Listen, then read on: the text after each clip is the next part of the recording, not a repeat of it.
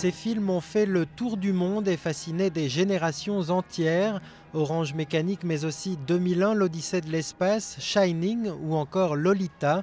Autant de films marqués du sceau Stanley Kubrick, un cinéaste qui n'a cessé de déranger avec sa vision très sombre et critique de la modernité.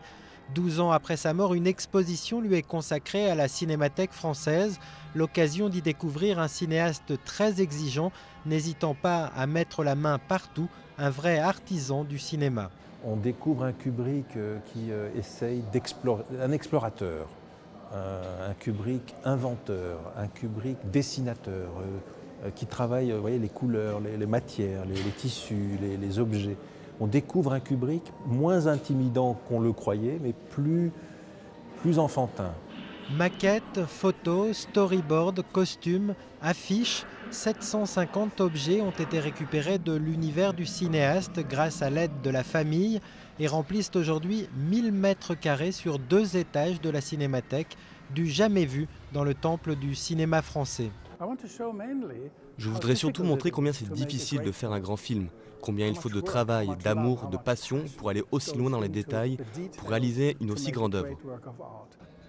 Davantage qu'une rétrospective, l'exposition se veut surtout didactique.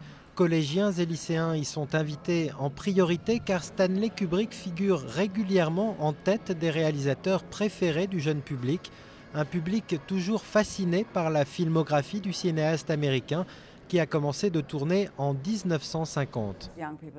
Les jeunes n'ont aucune idée de comment on réalisait des films à l'époque, avec de vieilles machines et sans ordinateur, lorsque tout était encore écrit à la main. Déjà plus de 6 ans que cette exposition parcourt les grandes capitales. Bizarrement, Londres, la ville choisie par Kubrick pour y passer les 40 dernières années de sa vie, n'a pas encore demandé de la recevoir. Après Paris, c'est donc à Los Angeles que l'exposition devrait poursuivre sa tournée.